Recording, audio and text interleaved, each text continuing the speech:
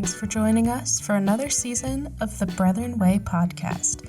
Please enjoy this episode of the Calling series, hosted by Brethren Church Director of Pastoral and Congregational Vitality, Miles Larson.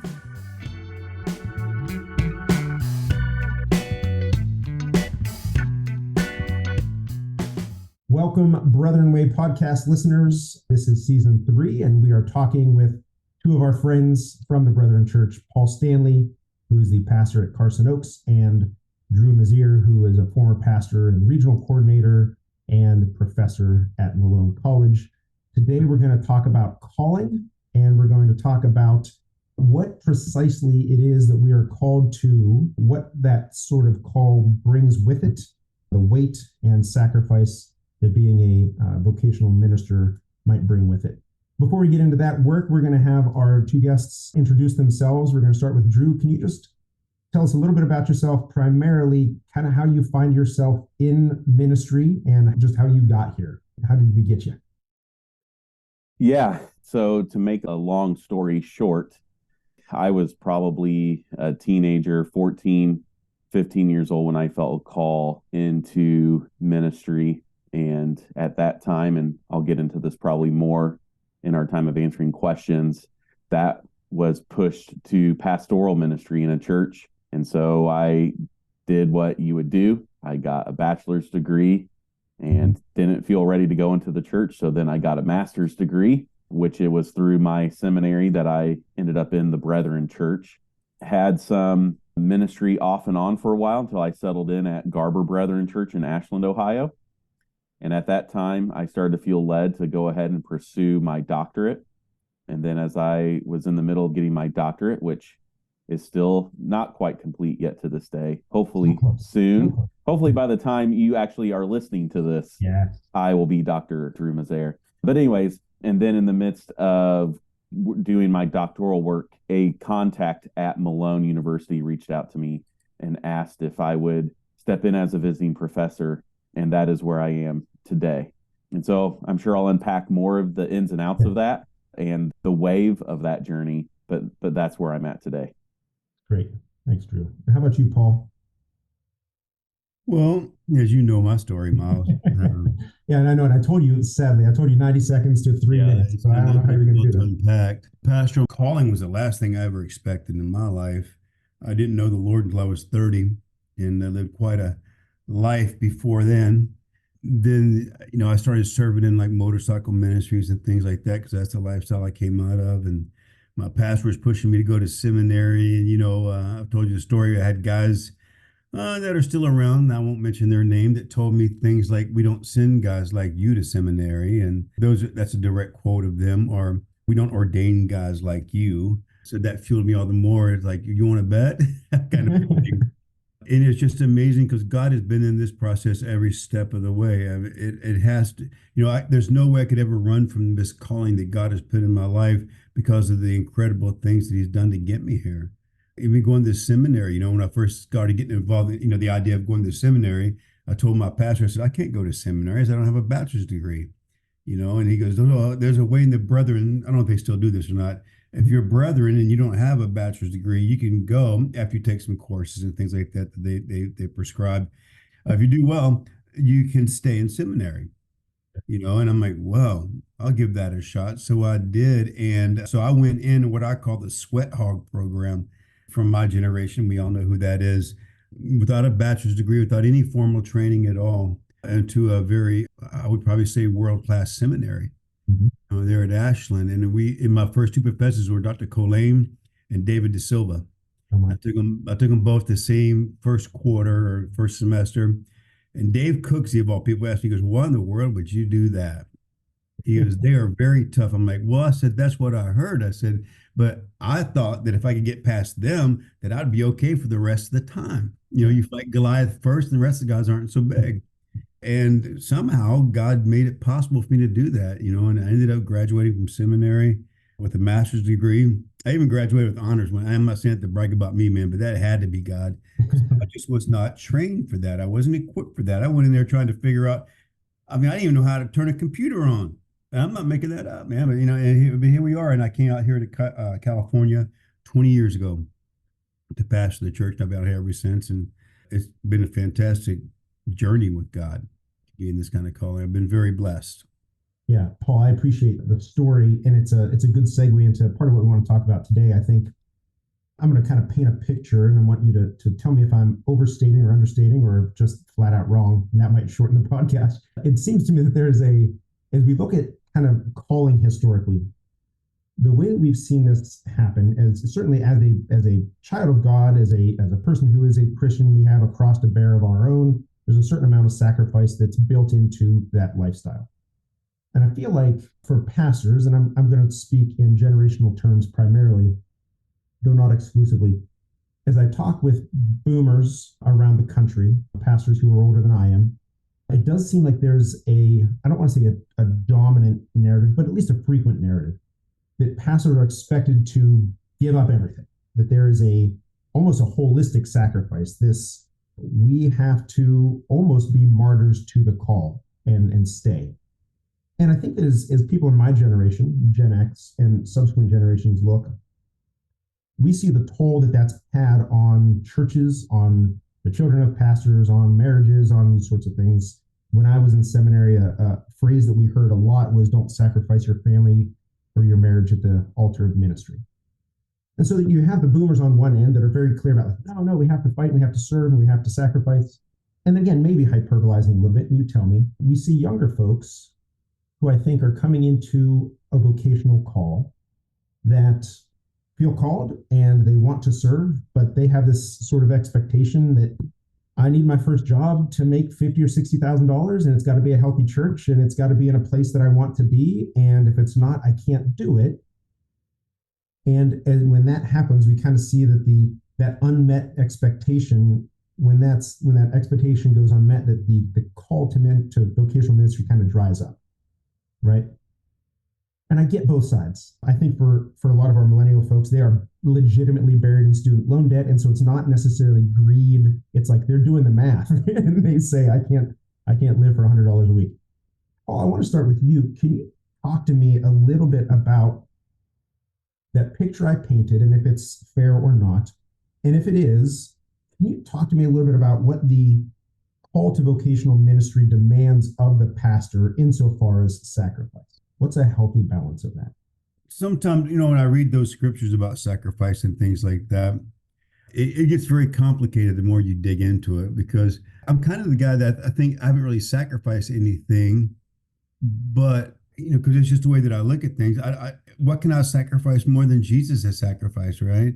Is the way I kind of look at it. And, I look back, and yes, when I went into the ministry in 2000, when I first went to seminary, I sold my house, sold my Harley, got rid of a bunch of stuff, and quit my very well-paying job. My wife was working for a private OBGYN. I was working for the Veterans Administration, and we had no kids. So everybody in our world thought we had it made. Double income, no kids kind of thing, they used to say. And God just put this irresistible call in my life, where he made it so evident that he wanted me to go into pastoral ministry that I couldn't deny it. I mean, there's no way that if I ever got crazy and wanted to deny my call, I can't deny what God did to get me there, right? And so when I look back, so I didn't really sacrifice anything, but somebody would tell me, like, of course you did, man. You quit a great job. Your wife quit a great job. You moved away from everybody you knew, and you went to seminary without, because I packed up and left for seminary without an acceptance letter. I was just so confident that God was going to get me there, and he did. And then we moved out here to California, and there has been some very tough times, which I guess somebody could say is sacrificing, that I have gone through, where I was in definite need of a sabbatical, where it's just a physical, mental, spiritual, and emotional just battle of desert times and things like that. And people would say, well, you're sacrificing because you're staying in the ministry through that. I look at it as I am learning.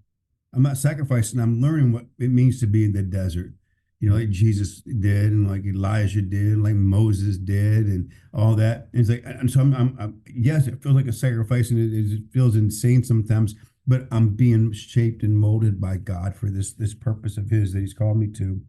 And I'm willing to do that. And I tell young people when I talk to them about going to ministry, I said, yes, you have to be willing to give up everything. I said, but hear what I say. I'm not saying you have to give up everything, but in your heart, are you willing to give up everything? Are you really, I mean, you tell me you're ready to live for Jesus, but are you ready to die for Jesus? Because you may not have to die for Jesus, but in your heart and your mind and your spirit, you should be ready to die for the cause of Christ. Then it does seem like such a sacrifice because you're really committed to that. And I think a lot of these young kids have grown up under the idea of prosperity gospel that worked its way into a lot of churches in one form or the other. And they think, yes, I have to get that, I mean, 50 grand a year is nothing in California, man. That's minimum wage. So I need 100 grand a year, and I need insurance, and I need a 401k, and I need a house to stay in. I mean, it's just, they've been taught that, that's what Christianity looks like. And can God do that? Well, yeah, he can, I guess. Does he normally do that? Not some, unless you're a TV preacher. You might get that. But, I tell these young kids when I see them, I said, make sure, and I always tell them, when you get called by God, make dang sure you're called by God. I said, if you're married, you sit down with your spouse and you talk to them and tell them, if you do not feel this call to ministry, I don't feel this call to ministry, because God would not split our family up over a call to ministry. And so you make sure, and so in my opinion, I hope it's answering your question. If you got those things set in place, I mean, you're ready to give all to the cause of Christ, you and your spouse are on the same page on it, and you know that God's calling you, and you're willing to follow him with abandon, will you sacrifice some stuff? Probably, but will it feel like a sacrifice? Probably not so much, man. When you see the glory of God in the process of ministry, it just won't seem like that much. Kind of the same question for you, but also not just representing kind of your opinion, but as a person who is with young folks daily, teaching them whatever it is you're teaching them, whatever your classes are, probably having some conversations about call and ministry and vocation and pastoring and all these sorts of things. Just kind of the same question. What does the call to vocational ministry demand of us insofar as sacrifice? So my story is different than Paul. There was nothing for me to leave. I was 14, right? This was my trajectory. And so when I look back and think about, have I sacrificed for anything? It's more maybe the question of, what have I missed out on? Mm-hmm. And even then, I don't really know if I did, because I didn't live through that. And I can't say that was better than this. I mean, sometimes I do sit there and think, especially having close to 3 degrees now, could I have spent that time in something that would have given me much more money for the cost and pain of 3 degrees? And the answer is absolutely, I could have. But I also don't know what that life is like. So for me, there really isn't sacrifice, because this is all I've ever known. But in saying that, though, when I think about sacrifice, and I think about the question you're asking, and I think about even what Paul said, what I keep thinking about is, man, this isn't a call into vocational ministry. This is the call for all of Jesus' followers. What are we supposed to sacrifice, right? And then even to then bring in my own opinion of what calling is and what that means, and how I think that all believers are called to ministry, not necessarily vocational ministry, but to ministry. Then I think what it is what has happened is, especially once we started having paid ministers in the church, it changed our calling to ministry. It changed our calling to vocational ministry. And then what does that look like? As someone who's made a living off of the church, I am not saying we get rid of paid ministers by any means at all, but we need to recognize how that shapes what we mean by the words calling to ministry. Because I would say all believers are called to ministry. And what I would even say is, I even wonder then if there is a true call to vocational ministry, as much as we're called to love God and love other people, no matter where we are. And sometimes that looks like pastoring a small church in Ashland, Ohio, that then transitions into teaching younger people. And theology is what I teach them, or at least what I try to attempt to teach them. Miles, they might ask themselves, what do I teach them? Yeah. Or it could look like being 20 years at a church in California your whole life, right? And so when I sit down with my students sometimes and talk about, why are you at a Christian university getting a bachelor's degree in Bible and theology or ministry? That's the 2 degrees we offer in this field. A lot of them say, I don't know. Mm-hmm. There's some who are like me, 20 years old in Bible college, for that specific reason that they feel called to a church setting. Yeah. But there's a whole lot more who say, I don't know what I'm going to do with this. I'm just following God's call.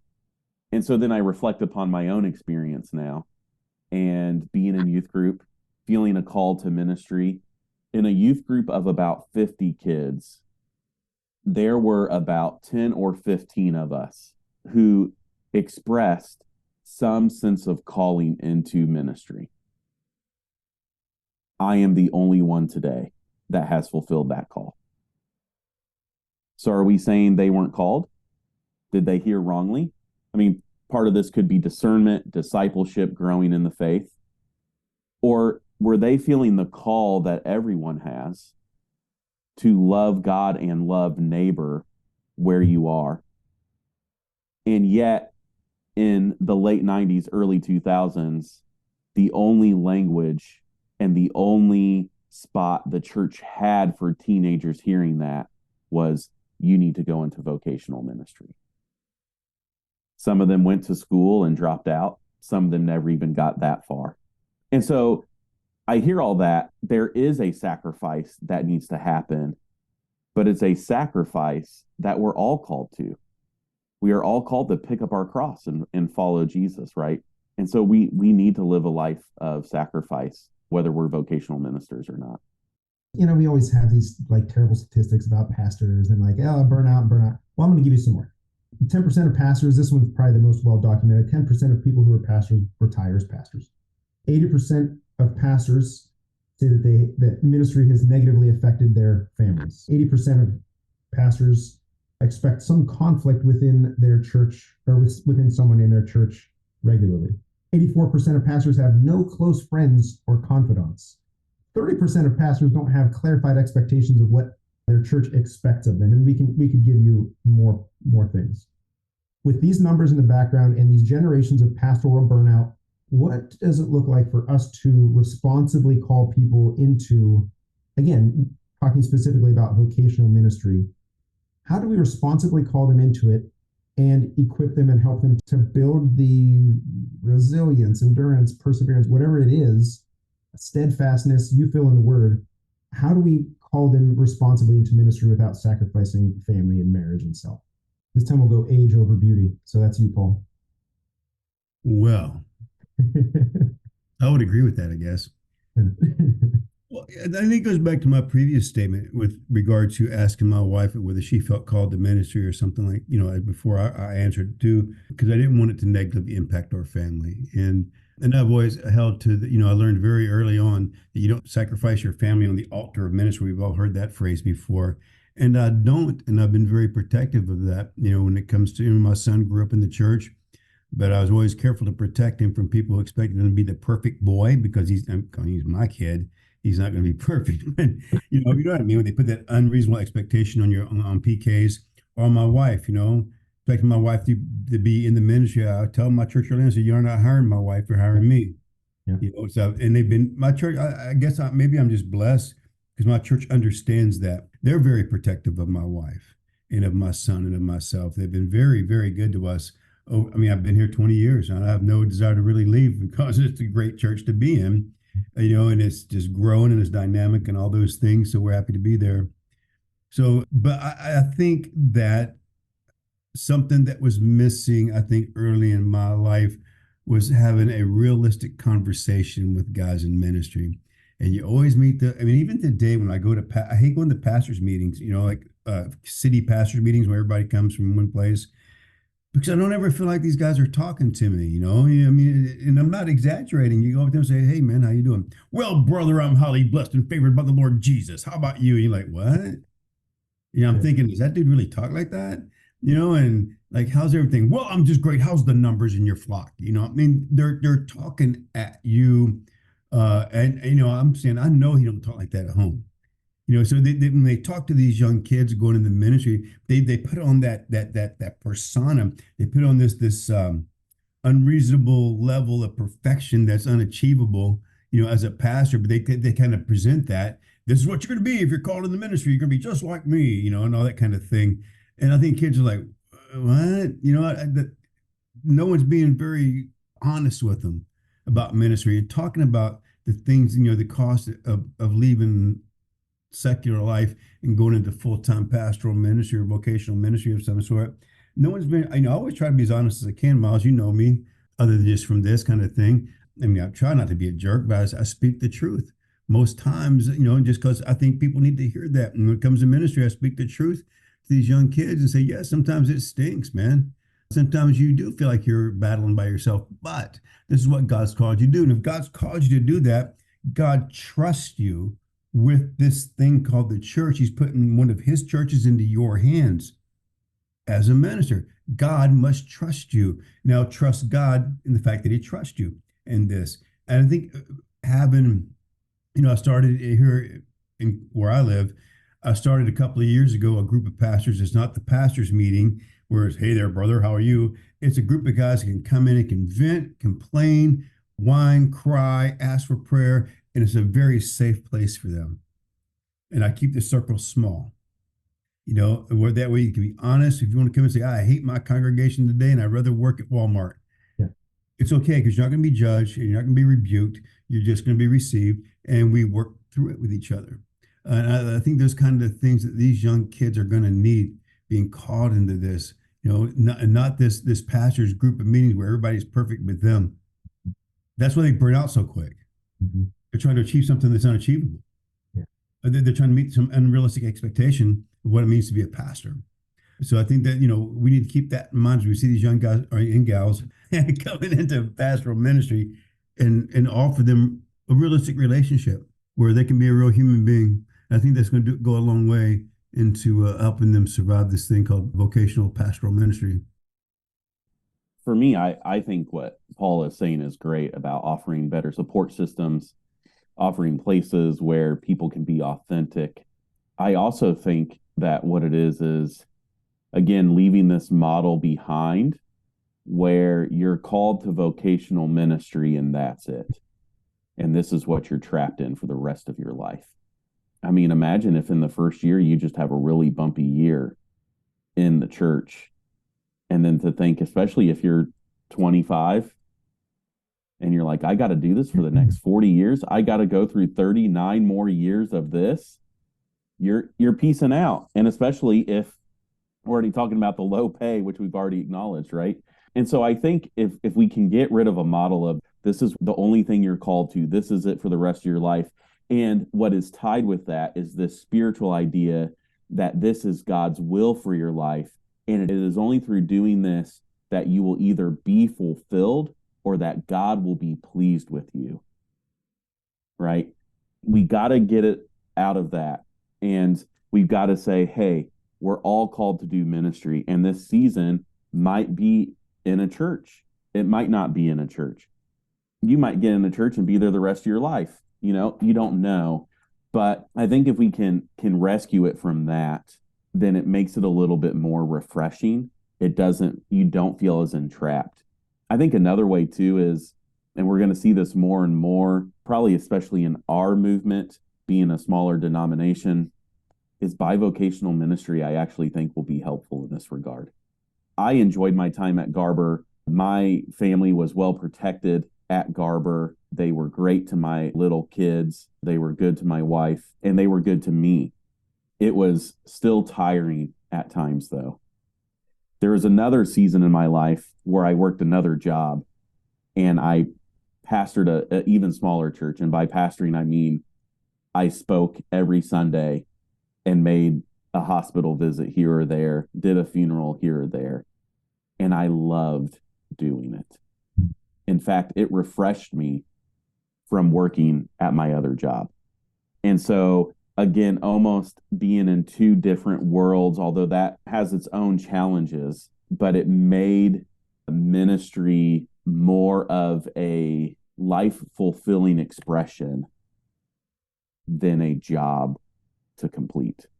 And so I think as we had transitioned more into bivocational ministry, I think we have an opportunity to then shape this understanding of calling and shape this understanding of boundaries and how to make ministry more fulfilling than necessarily this career that you're trapped in.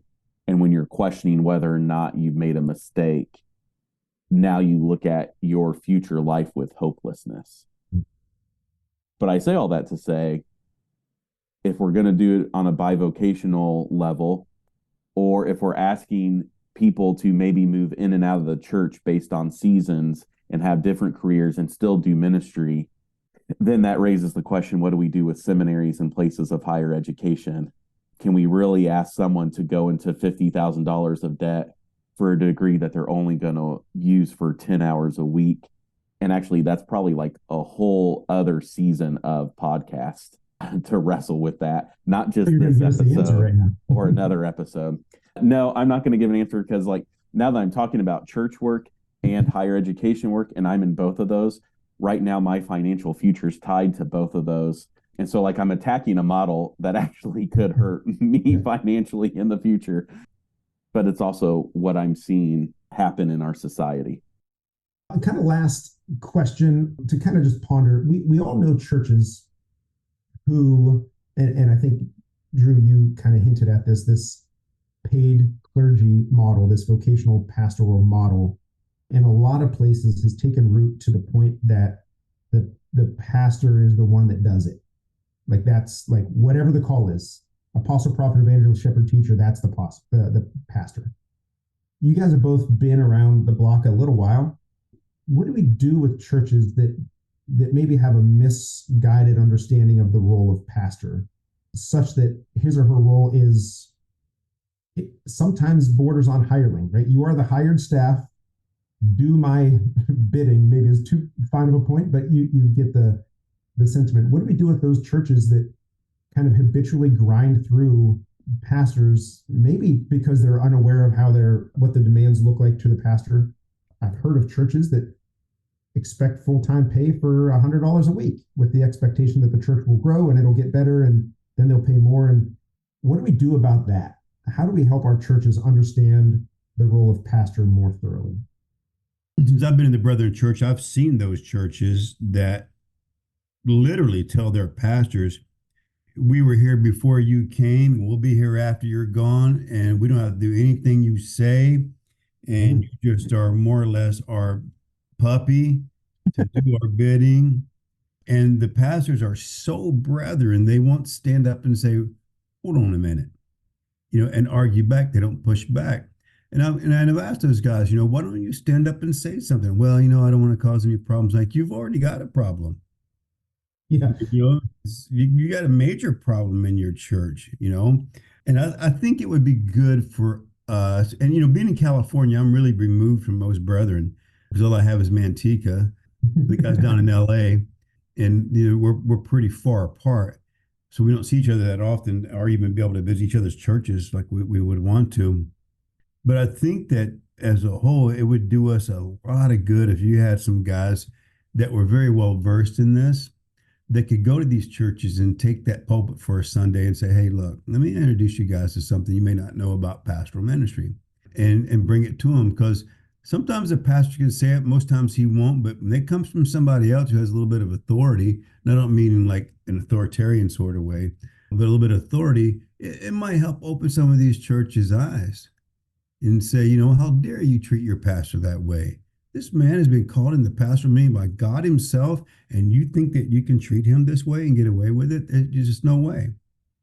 And it's just, I just came back from Africa, and I came back and met with a pastor friend of mine who was telling me how his church was arguing over the old pews versus chairs thing. Yeah. And boy, it raised my hackles up, because I just came back from places where people were sitting on dirt floors worshiping God.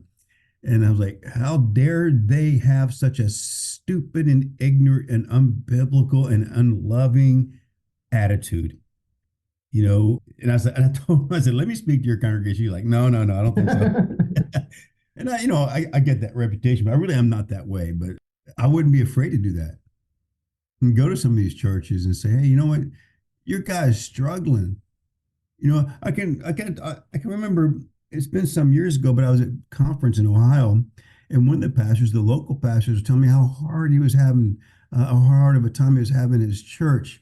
and how he was on food stamps and couldn't afford to pay his, he couldn't afford to already pay his bills, and they weren't paying him anything. And this guy was, I'm not going to mention names, but you wouldn't know him if I told you, and you would know the church if I told you, and you'd be quite surprised that a church was treating him that way.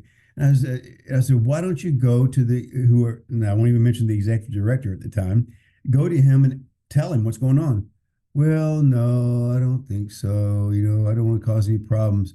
So I went to the executive director. And that's probably why he told me, because he knew that I would probably go over there and say something. So I said, hey, you got a real problem in your district, man. I said, you got pastors that are on food stamps that are ready to quit their job because they're tired of being broke all the time. When you've got a church that could very well probably triple his salary and take care of him.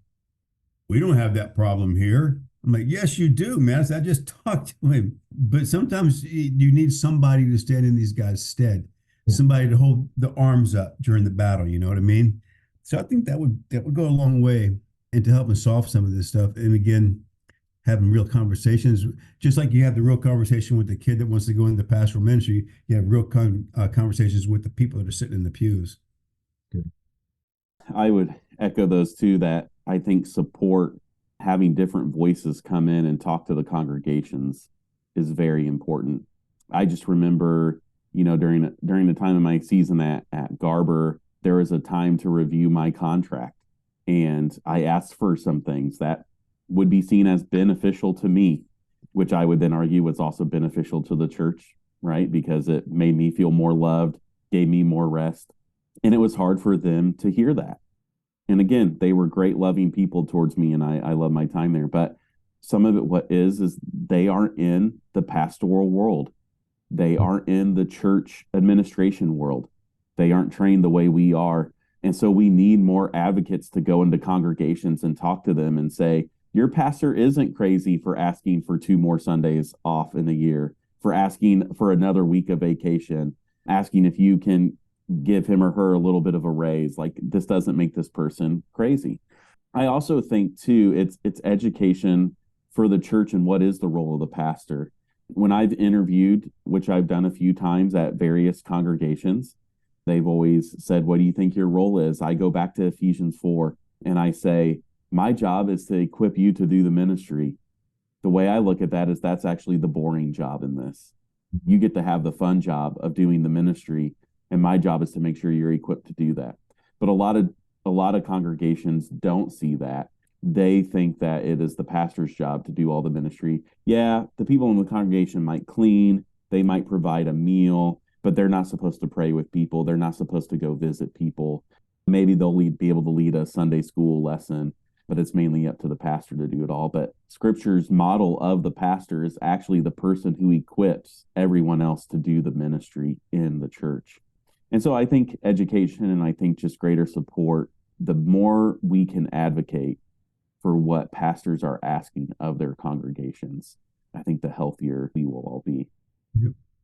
The pastors won't say this, I don't think, in most churches, but they never talk about the deep spiritual aspect of being a pastor.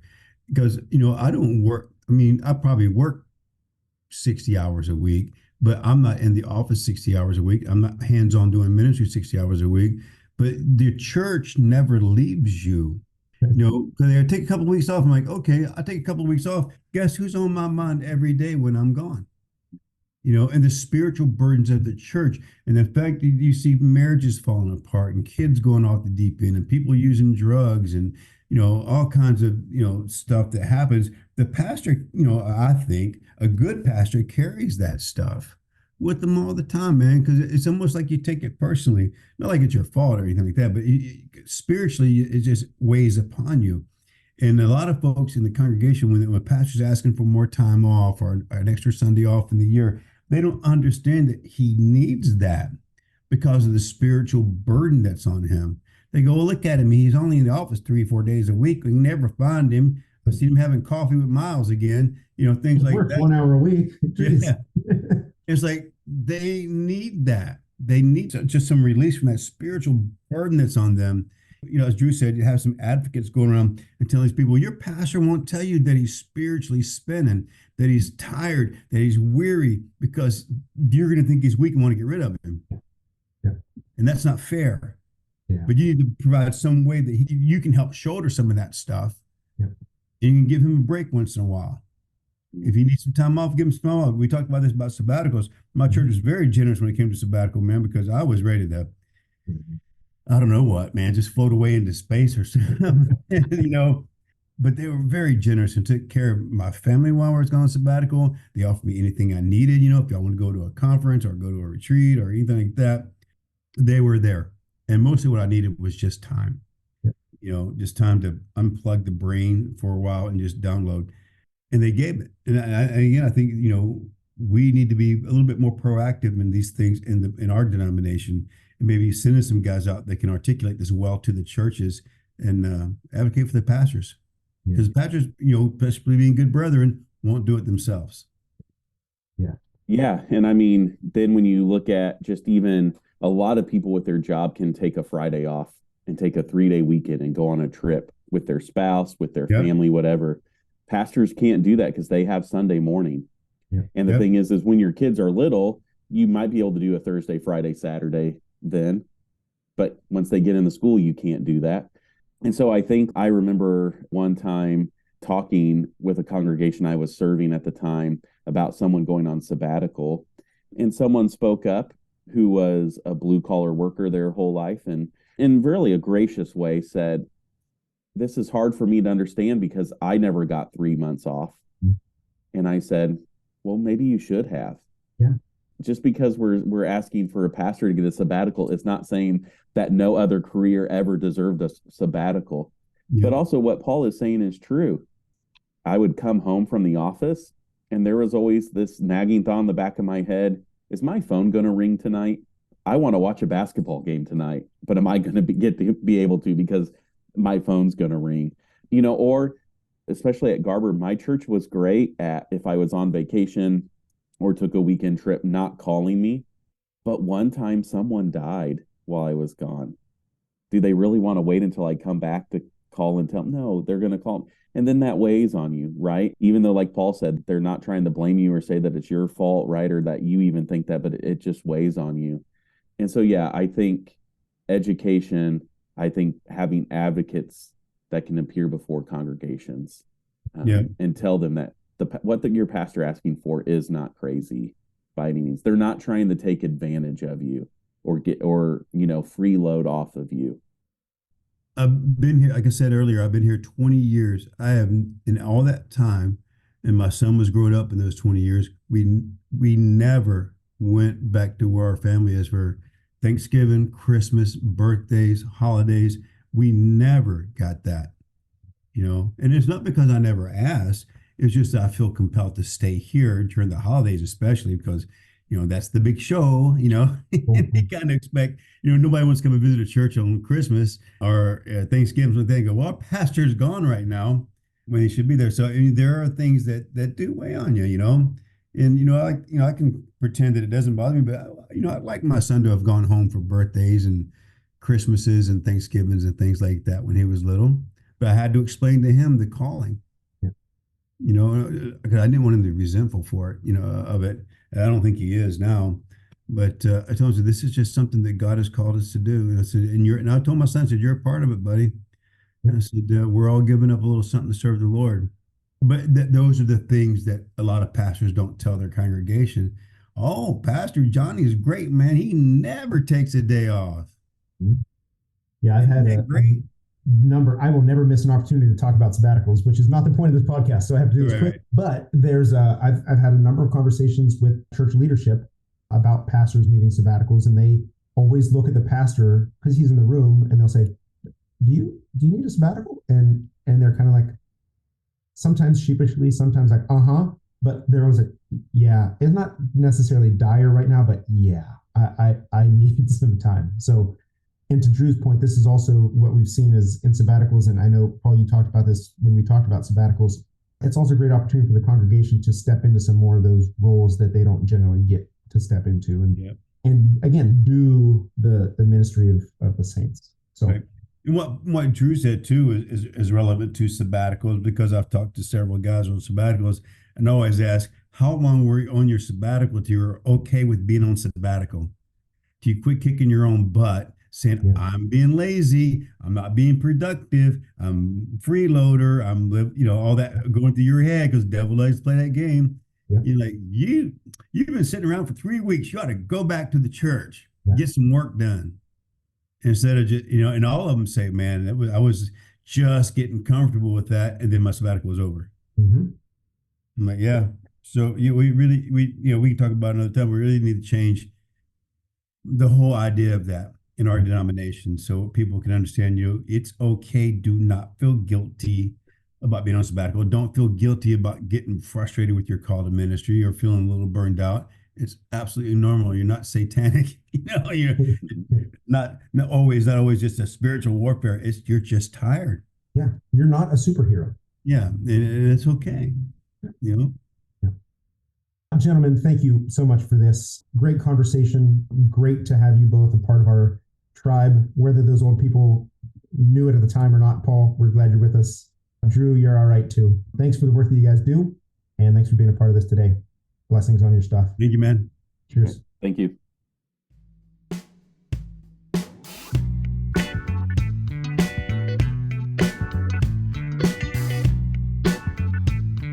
Thanks for listening to this episode of the Brethren Way Calling Series. If you liked what you heard, please like and subscribe to the Brethren Way podcast so you can catch every episode.